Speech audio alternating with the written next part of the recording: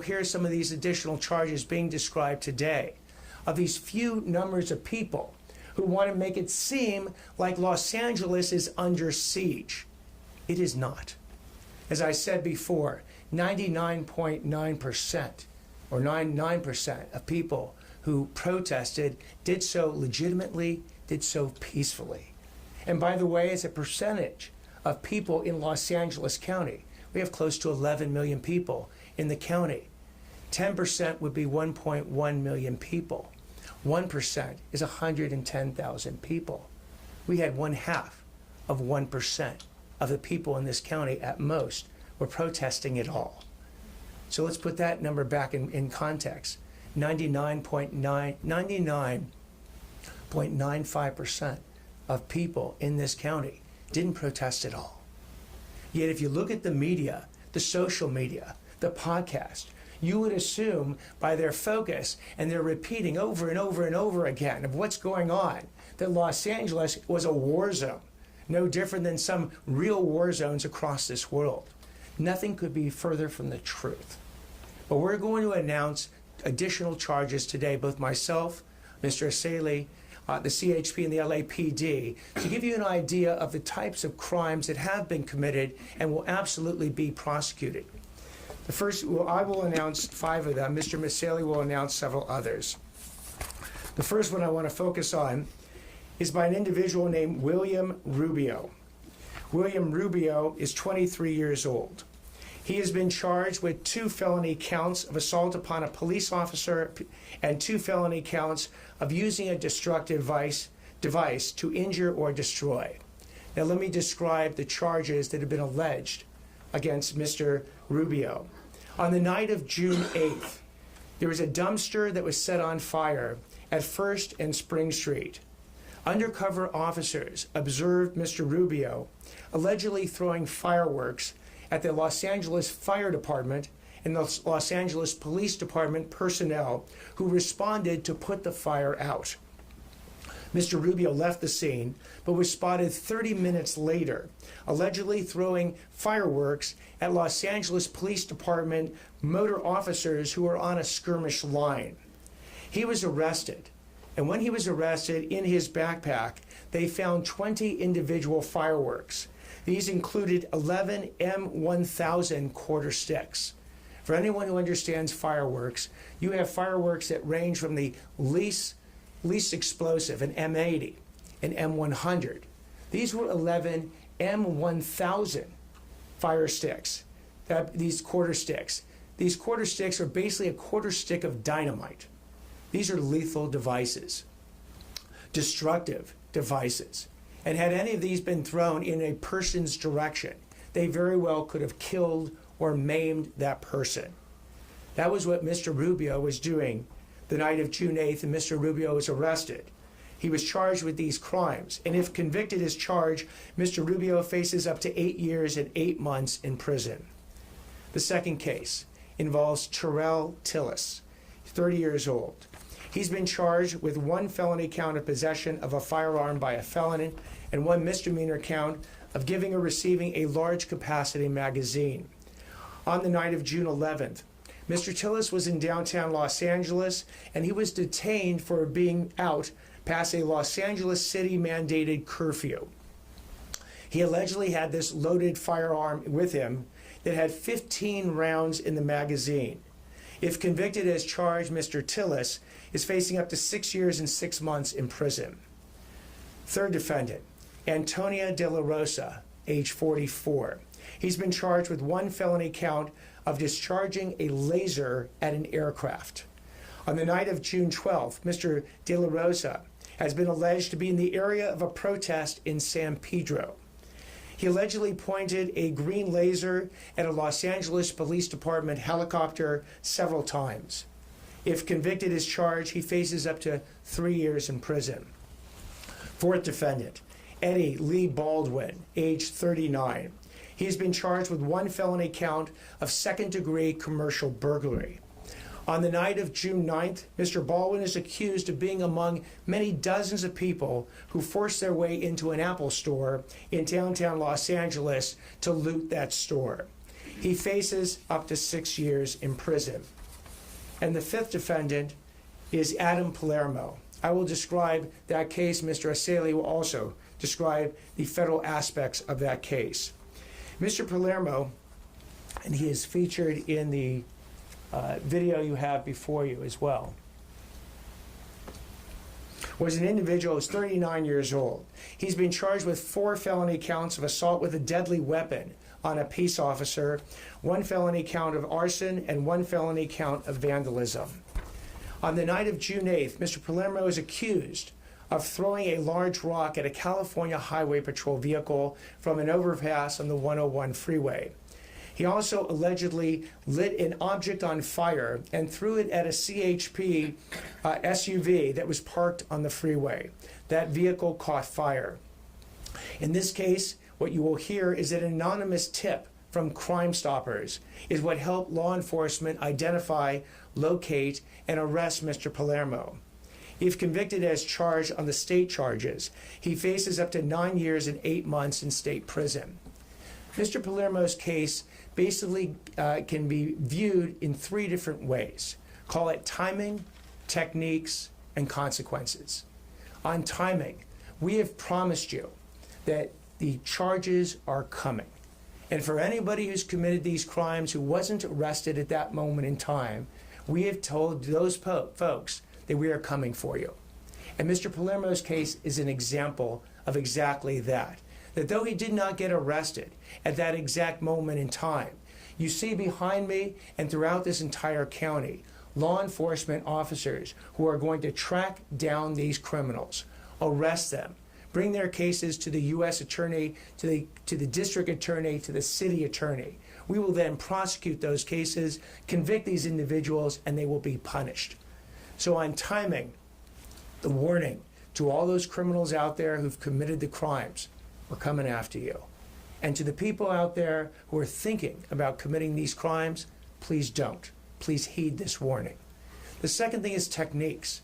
One of the things we discussed in the last press conference was how law enforcement is going to actually go ahead and find all these individuals. This exact case is an example of that. Crime Stoppers. 2 individuals contacted Crime Stoppers and provided anonymously information showing linking the social media sites for Mr. Palermo to the activities that were publicized by the media of who was masked, who was throwing objects from the freeway onto the CHP cars. They followed up with these anonymous tips. They linked in all the social media video, all the video footage from the media, all the cell phone cameras that have been recording this. Hundreds or thousands of cameras have been out there. Law enforcement's going to get this evidence. And when they get this evidence, they're going to find these people behind these masks, behind these coverings, who thought they could go ahead and commit these crimes with impunity.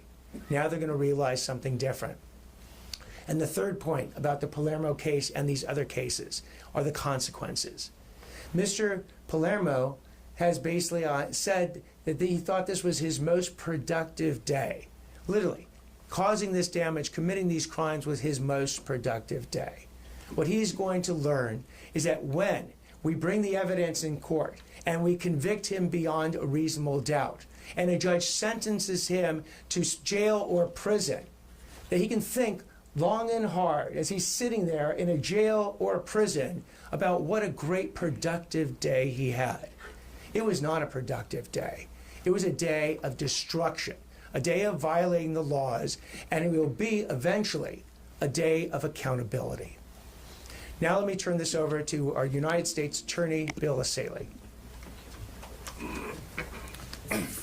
Thank you, Mr. District Attorney. Good afternoon or good morning. I'm Bill Essayli. I'm the United States Attorney for the Central District of California. I am very proud to stand here today with our state and federal law enforcement partners. We are united in our efforts to ensure that individuals that choose to cause violence and destruction in our communities are held accountable. And you've seen us do that over the last week. And we're here today to continue doing that and to announce more charges. We have zero tolerance for violence. As the district attorney said, you have an absolute right to peacefully protest. You have no right to destroy property or to engage in acts of violence, especially at our law enforcement officers. Since June 6, 2025, my office, working with federal and state partners, have charged more than 20 individuals with federal crimes for engaging in violent conduct, obstructing enforcement operations, or supporting acts of violence. Let me highlight a few of the cases we filed over the last few days. On Friday, we took custody of Mr. Alejandro Orellana for his role in supporting the violent protests in downtown Los Angeles.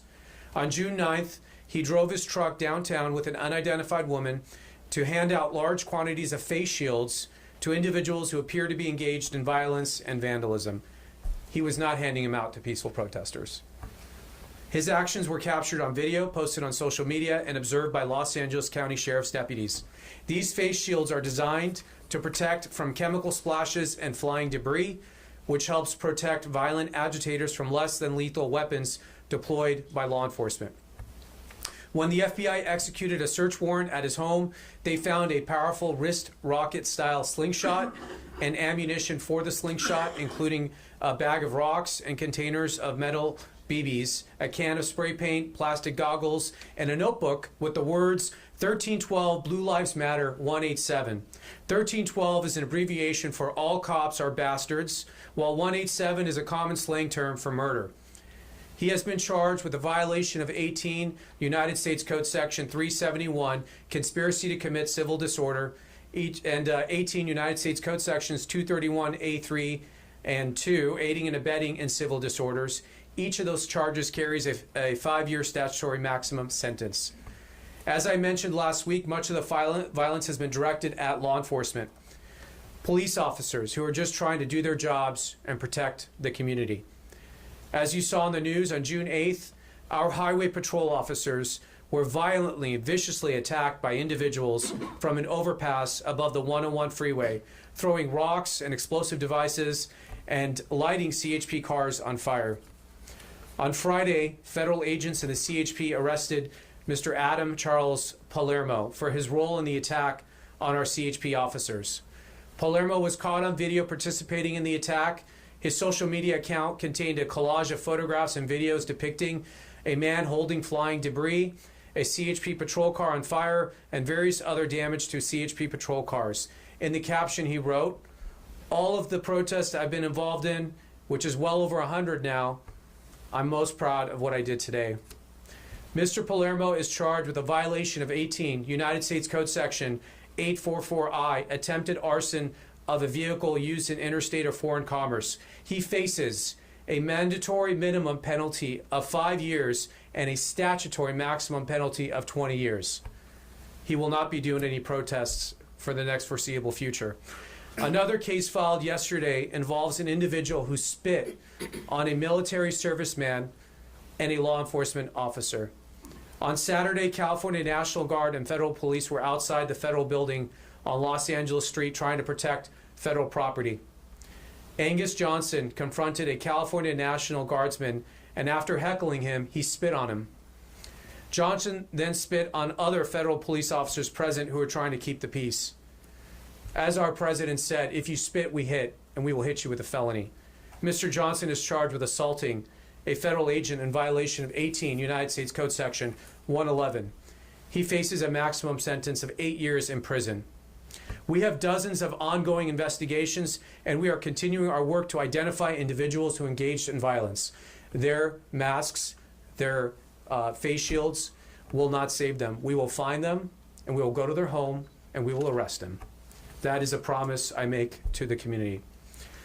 I want to thank our law enforcement men and women. I want to thank our National Guard and the military for their service in keeping us safe. I want to thank the federal agents for their hard work, which they continue to do each and every day. They do not deserve to be treated the way in which they were the last week, and we're not going to put up with it. We have great working relationships with our local law enforcement partners, LAPD, the sheriff, CHP, the district attorney's office, and we will work together to make sure we get the most aggressive and appropriate sentence for each of these violent actors. Thank you very much.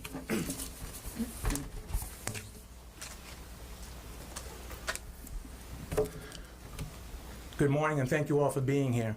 I'm Chris Margaris. I am the Southern Division Chief for the California Highway Patrol. First, I want to extend my sincere appreciation to Los Angeles County District Attorney Nathan Hochman and U.S. Attorney Bill Essayli, as well as all the other agencies standing here with us today. Their continued commitment to public safety and the safety of our officers reflects the strength of our partnership and a unified front in response to the recent events in Los Angeles. Over the past week, the California Highway Patrol has been fully engaged in maintaining public safety amid a series of protests across the state and here in Los Angeles. Let me be clear. While we uphold and protect the constitutional right to free speech and peaceful assembly, we will not and do not tolerate violence, criminal conduct, or any act that threatens the safety of the public or our officers. Today I'm announcing the arrest of Adam Palermo of Los Angeles by the California Highway Patrol Major Crime Detectives for his role in a violent attack on CHP personnel. Palermo is accused of throwing rocks at our officers and participating in the arson of a marked CHP patrol vehicle. These are not protest actions. These are serious felonies and direct threats to public safety. We are pursuing full accountability under the law for violent crimes. In addition, the California Highway Patrol has made multiple arrests related to reckless driving incidents that occurred directly in front of our Special Response Team officers and protesters during recent events. These drivers deliberately engaged in dangerous maneuvers that placed everyone nearby, officers, protesters, and bystanders, in immediate danger. That is not protest. It is reckless criminal behavior. Vehicles have been impounded for 30 days, and criminal charges are being recommended for each of the individuals involved. Let me emphasize this is far from over. Our investigation is active and ongoing. CHP detectives continuing to review evidence, examine video footage, identify additional suspects, and pursue charges for those incited and carried out violence against our officers and engaged in criminal acts during these demonstrations. Anyone who assaulted a peace officer, destroyed property, or threatened public safety will be identified and held fully accountable. We are asking for the public help. If you witness any criminal activity during these demonstrations or have any information that may assist our investigators, please call our Major Crimes Tip line at 323-259-3200. Tips can be made anonymously, and every lead will be pursued. To the people of California, we are here to protect your right to speak and be heard. But those who choose to exploit public demonstrations and invite violence, attack officers, or create chaos, know this: we are coming for you. Your actions will not go unanswered. Our officers have shown professionalism, courage, restraint under intense and dangerous circumstances. I'm incredibly proud of the men and women in the California Highway Patrol. We remain unwavering in our mission to provide the highest level of safety, service, and security for everyone who lives and works and travels in this state. Thank you.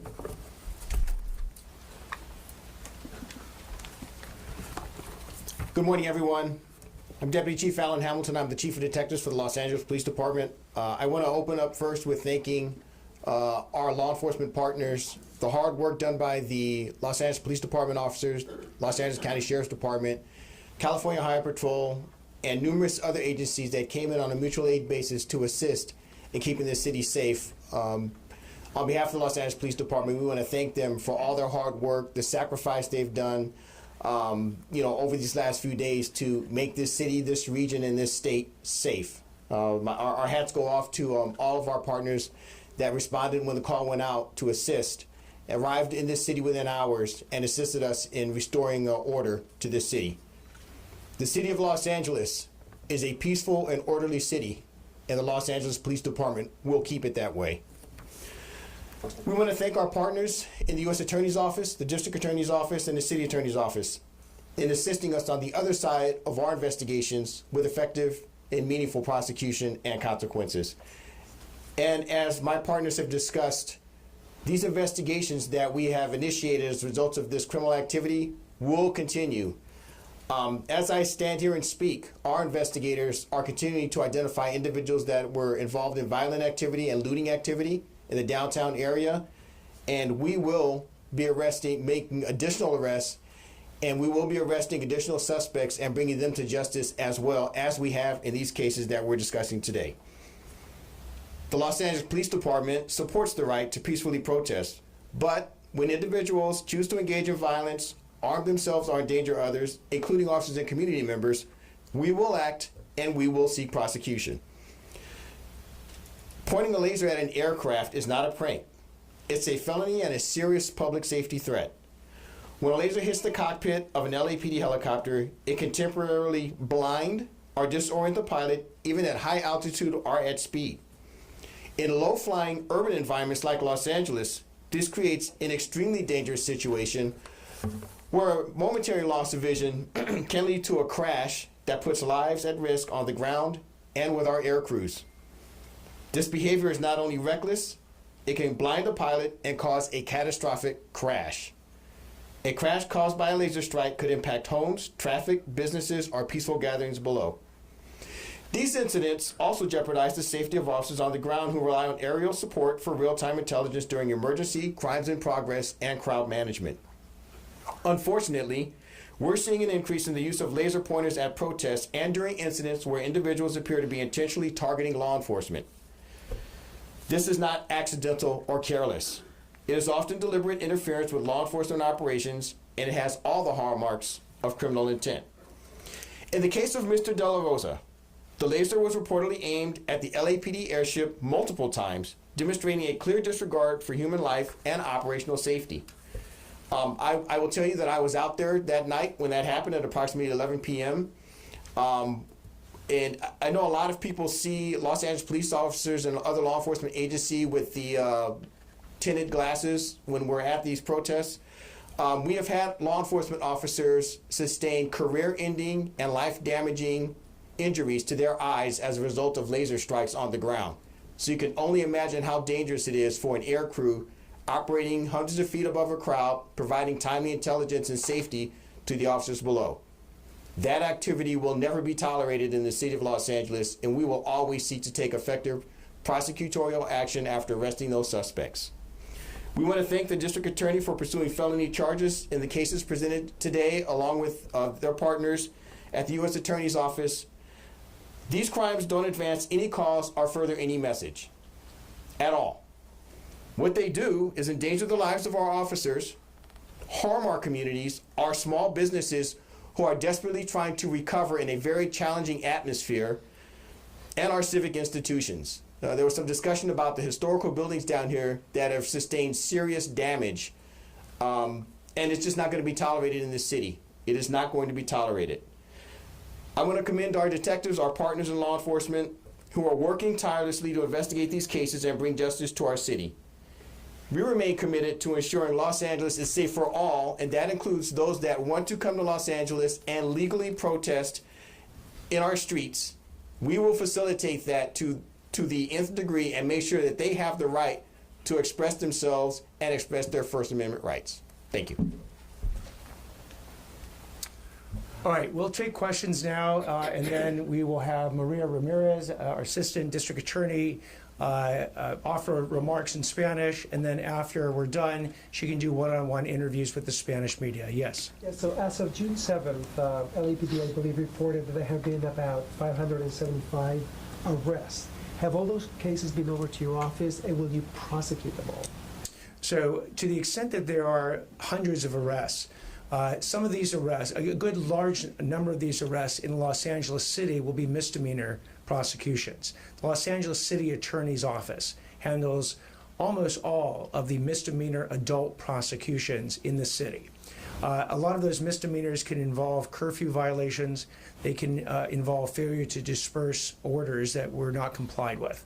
I know that the City Attorney's Office last week brought 14 prosecutions. I'm sure that they have hundreds of these under review. In the District Attorney's Office, we have either filed or in the process of filing 30 charges. You heard that the U.S. Attorney's Office has an additional 20 charges. We are getting as we get the charges, we evaluate them as quickly as we can, make sure that the evidence can be proven beyond a reasonable doubt in a court of law, and then we bring the appropriate charge. We anticipate that happening for, as you heard from law enforcement, for weeks or months to come. Yes? We'll go here and then we'll go back there. Okay. This might be a combined question for you and the U.S. Attorney. It seems some of the assaults on officers are being charged federally, some are charged state, and then in a case like Palermo, there's parallel tracks. Can one of you just explain, I guess, like the threshold as to what is causing something to be federal or state? Because, they've charged guys in Paramount, right, allegedly threw Molotov cocktails at sheriff's deputies, and that's a federal case, and you've got this firework case involving the LAPD. That's you. So just can you kind of just walk me through why some are going some way, some are going the other? There are certain charges that are actually, the federal government has a certain type of charge that would be more appropriate for the facts involved. And sometimes it's the state and local district attorney's office, and sometimes even the city attorney's office that has both jurisdiction and the appropriate charge for the facts that we are presented. Law enforcement is working in a unified way. So very often, if they bring a case to the U.S. Attorney's Office and they have an appropriate charge, they will go forward with that charge. There are situations where, in the Palermo case, for instance, there's an overlap, where the types of criminal actions that he has committed are both federal violations and state violations. You will see those cases being somewhat rare, where you'll have, in essence, parallel tracks that will go on with a particular case. Most likely, for instance, the misdemeanors that we were talking about a minute ago, whether they're failure to disperse, failure to comply with a curfew, those are inherently local and state charges. Again, you will hear Mr. Essayli talk about certain charges that can be brought in connection with a civil disturbance, and I'll bring him up here in a moment. But again, we will try to find the appropriate charge for the crime that's been committed. Mr. Essayli. Yeah, thank you. Yeah, it's really a case-by-case basis, and we consult with our partners and the district attorney, of course, when appropriate. But when we're dealing with explosives, Molotov cocktails, arson, those are federal charges, and they carry significant penalties in federal prison. And so we want to take those federally to reflect the seriousness of the conduct, especially when the targets are law enforcement. That's really what ATF does. That's why ATF is here. They specialize in explosives. They have that expertise. And then as far as the other cases, it's really going to depend. The looting, depending on the facts of the case, we might be able to take that federally as a Hobbs Act robbery. But we have additional things we need to prove that the DA might not have to prove. So it really depends on the strength of the evidence of the case and what the facts are. But again, we're committed to filing the most aggressive charges we can to these violent actors. And same thing, normally assaults on local police officers are not a federal crime, but when you have a civil disorder, when you have riots, they become a federal crime. So we want to take some of the more serious assaults and highlight the federal government's commitment to protecting local law enforcement. That is something the Attorney General herself has made a commitment to and wants to make sure that we are being aggressive and going after attacks on federal law enforcement. And the majority of our cases filed are either attacks on federal agents, which we have jurisdiction over, like the military personnel that were spit on, or the rocks being thrown at Border Patrol or ICE officers, et cetera. So it really depends on the case. Yes. Question for CHP. First of all, you mentioned the idea that you impounded a number of vehicles where people were out there either driving at your officers, doing burnouts, whatever. How many vehicles actually have been impounded at this point? And are you investigating these individuals to see if they've committed other crimes so where you can go beyond a 30-day impound, possibly a civil declaration that this is a nuisance, the vehicle can be taken away and destroyed? So the exact number, I believe, is 6. We've been down 6 vehicles and a motorcycle. As far as the second part of your question, yes. We're also going to, when it involves street racing or sideshows, which that is basically committing, it also involves a state referee. So we have to go use a state referee to take their vehicles from them, and we're in the process of doing that right now. Question also for Mr. Essayli or for Mr. Hochman, either one. Are you doing deep dives on these people you're arresting to find out what is their background, if they have prior misdemeanor and or felony arrests, and you're going to use that for enhancements if you convict them in the terms of sentencing? Is that possible? A couple things. One is at sentencing, that is all taken into account by the judge to determine what the appropriate sentence is. When we're giving you the potential sentences here, there's the maximum sentence. So obviously a judge will look at their criminal history record and the facts of the case and make the appropriate sentence. The other thing my office is focused on is we're really focused on organizers, funders, and supporters of this violence. I'm not going to get into details on that yet, but one of the people we highlighted today was a guy who was handing out masks, face shields to rioters. And we are looking into who he was involved in doing that with and who paid for that. So we are very focused on looking at organizers and funders of these activities. And I'll tell you, a lot of the people we're arresting, they're not necessarily from this area. So there's a bigger story here, and I think that will come out over time.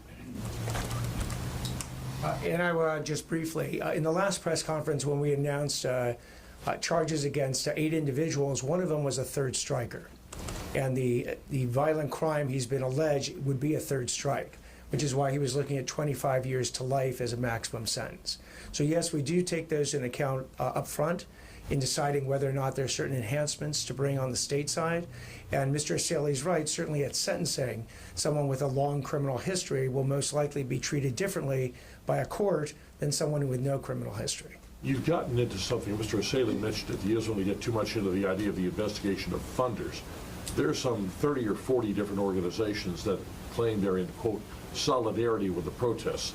Are you looking to see if these people are providing the people who are arrested or others with funding to actually promote these protests or actually commit these criminal acts? Are we talking agencies and the people who they are, NGOs? We're looking at dozens of agencies and NGOs, and not agencies, we're looking at dozens of organizations and NGOs. The IRS is taking the lead on that, and we are absolutely doing that. What do you get them for? What's the IRS involvement on that? The IRS, they specialize in tracing the money and finding out where it's coming from and where it's going. So the IRS, this is what they do, and this is what they are doing. And like I said, that's a long-term investigation, but we're looking at a lot of organizations and NGOs. Federal conspiracy charges possible? I can't get into what the charges will be. We're looking into it. Sorry, before Nathan tags you out again. Please. Sorry again, Mr. Essayli, questions for you. Can you explain a little more clearly the criminal I get I'm not trying to dismiss the context you put in with Oriana about what you found in his house, but the idea that giving away defensive materials is a crime is a little confusing to me, because I think you had said earlier the only people out there wearing masks or protective equipment would be involved in violent agitation. That's not entirely true. Like, members of the media wear gas masks covering these events. I tend to wear a gas mask covering these events. I don't like to breathe in tear gas at work if I can avoid it. So can you just explain a little more clearly why providing defensive equipment is... You have to look at the context. He wasn't handing masks out at the beach. He was handing them out in downtown LA to people who are dressed similarly to those who are committing violence. They're dressed from gear top to bottom. They're covering their face. They're wearing backpacks. We've talked about what's been in the backpacks. You've got fireworks, you've got rocks. These weren't peaceful protesters. And they weren't holding up signs expressing a political message. They were agitators, people who came to do violence. So you have to look at the context. There's no legitimate reason why a peaceful protester needs a face shield. If they're saying it's to defend them from the police don't attack protesters. They declare an unlawful assembly. They ask you to leave multiple times, and then they'll start deploying less lethal ammunition, projectiles, gas. But that's not peaceful protesters. You're at that point, you're a rioter, or you're in violation of state law because you're somewhere you're not supposed to be. I know why the media does it, because you're covering the riots, so I understand why a media person would need that. But people on the street don't need a face shield. We're taking a couple more questions. Question for Mr. Hochman. Yes. On June 9th at 11 p.m. in Little Tokyo, there was a man behind a metal dumpster and a canopy that was set on fire using a mortar launcher to fire at the police line. How do you plan on charging that type of crime? So we would wait to the extent that that crime, the report of that crime and the evidence behind it is presented to a district attorney's office. We evaluate everything. We evaluate the quality of the evidence, whether or not there's footage for it, video footage. We'll look to see if there's any of that. We'll look at any witness statements that are provided. I have it available to you, and I've given it to Chief McDonald. Then Chief McDonald at some point will have one of his detectives present a report to the district attorney's office. At that point, we do the evaluation we do in every case, and we measure the type of evidence. Can we get beyond a reasonable doubt to prove the crimes committed, who committed the crimes, and then what exact crimes we believe we can successfully prosecute in court. So that'll be the normal way we go about it, no different for that particular case. Thank you. Any last questions? Easy one, We promise. have an easy question. Okay, we're going to end with an easy question For then. me, stunning, right? It's either for you or Chief Hamilton. Just the way you were describing the Rubio case before, it sounded like guy sets fire, allegedly, cops and firefighters respond, guy throws fireworks at them, allegedly. Do you guys believe he was luring people to be attacked, or it was just kind of a series of events that happened that way? So I don't want to comment on the specifics of the case. We know kind of what the intent was in terms of deployment of those very dangerous fireworks. And again, as our chief has said, as Chief McDonald has said, these fireworks literally can kill people and cause life-changing, debilitating injuries and grave bodily injury. We take all of those cases very seriously. I'm not going to comment on this specific case at this time as it continues under investigation. But rest assured that when all that information is presented to the District Attorney's Office, we will seek the maximum consequences in that case. And then I'll add just very briefly, and that's in the court of law is where you're going to get all the facts fleshed out. That's where we argue our cases in the court of law. Today, again, we are giving very general highlights of cases for the public to understand what charges individuals have been charged with. Also making it very clear to the public and to potential criminals that these are the charges that they could be facing if they choose to engage in this criminal conduct. So let me stop right there. Let me invite Assistant District Attorney Maria Ramirez up. She'll give remarks in Spanish, and then we'll conclude. Buenos días a nuestra comunidad habla hispana. Estamos aquí hoy para anunciar cargos adicionales que han sido presentados a nuestra oficina en relación con las protestas de inmigración que han ocurrido en las últimas semanas. Queremos agradecer nuevamente a los cientos de oficiales y alguaciles de agencias en todo el sur de California y en otras partes que han protegido nuestras calles y mantenido a Los Ángeles seguro. Sin importar a la hora, día o noche, estos oficiales y alguaciles se han puesto en peligro al ser llamados a garantizar que las protestas fueran ordenadas y pacíficas. Hay una línea